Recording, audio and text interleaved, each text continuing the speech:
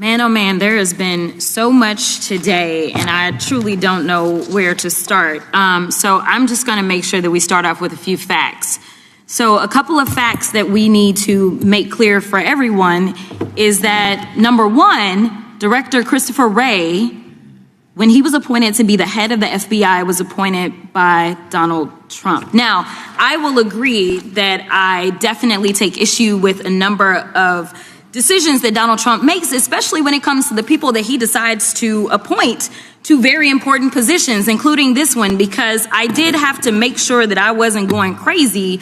But when I say that you are the least qualified FBI director in the history of the FBI, that is real, because you are the only one that never even served with the FBI prior to joining, yet we are supposed to believe that you are the greatest thing since sliced bread. I didn't ask you a question.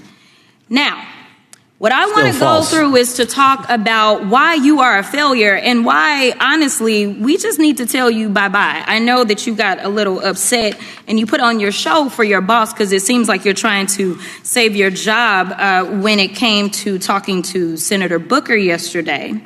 But let's go through some of your failures.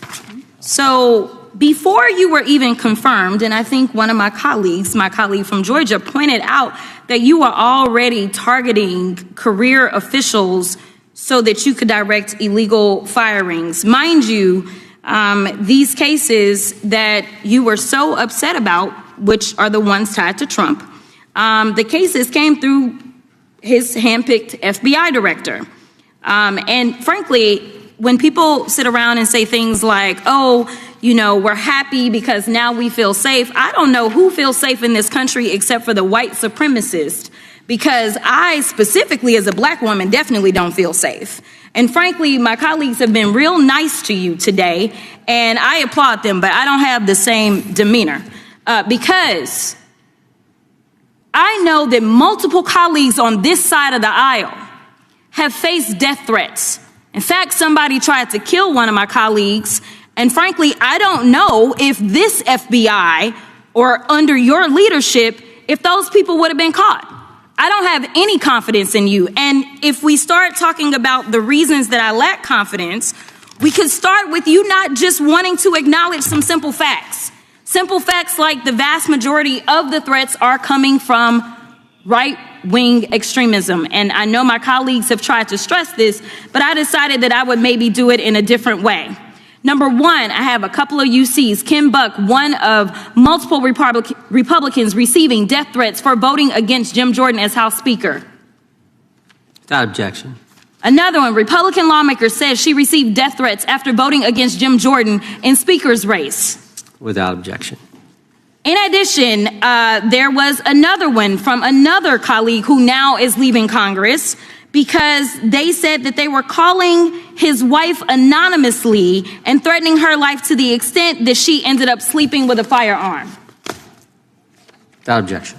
Okay, so here's the deal. How are we supposed to have confidence when you're sitting up here telling the Senate yesterday that it will take you 14 years before you can get the FBI fully staffed to do their jobs? You're also now redirecting resources so that they can go and play ICE agents on the streets. You're getting rid of your most qualified people. And even when it came down to somebody that you consider to be a friend, you were posted up having some fancy dinner to the extent that you posted not only once erroneously, you posted twice erroneously as it relates to catching somebody, and then you want to go and say, let me take a victory lap, because honestly, if it wasn't for parents deciding that they were going to turn in their child, it seems like y'all wouldn't have got there, even though he literally confessed online. So I'm confused about what it is that the FBI is doing except for trying to put on a show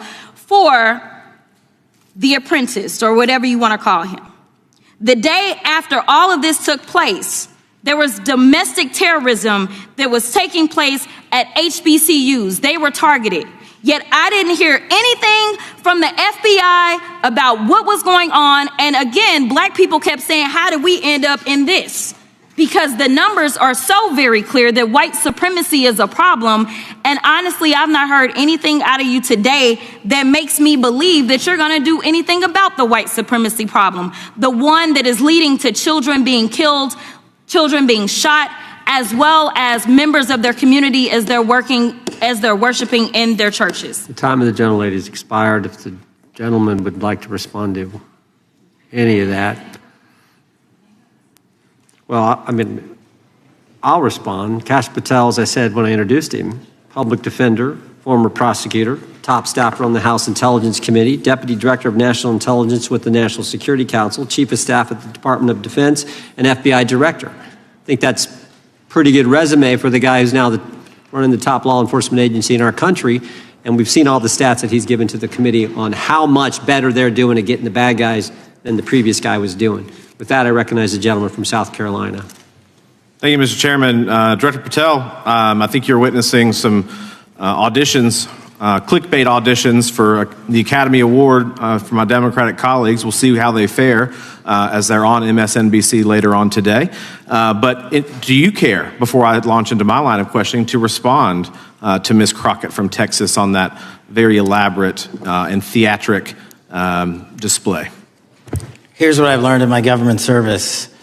I don't give a damn what they say about me as long as I'm succeeding in the mission. We're succeeding in the mission because the men and women of the FBI have never been empowered to do more work and to hit the streets harder than by President Trump's authorities and resources he's given us.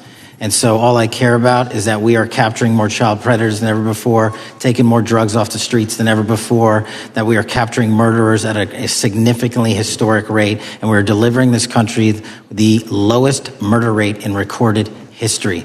That are facts that you cannot dispute. But you can come at me all you want. I don't care.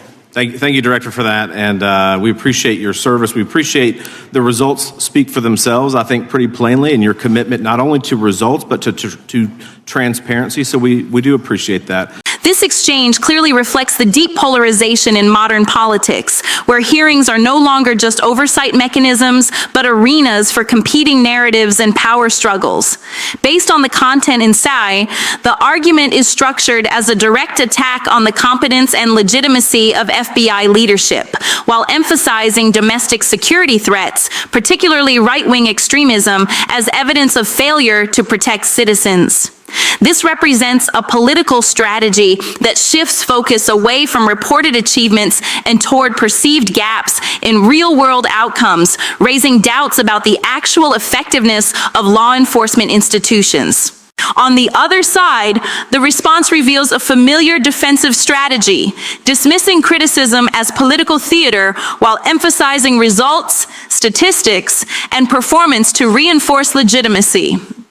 This contrast highlights two fundamentally different approaches, one centered on public perception and lived experiences of safety, the other grounded in data and measurable outcomes.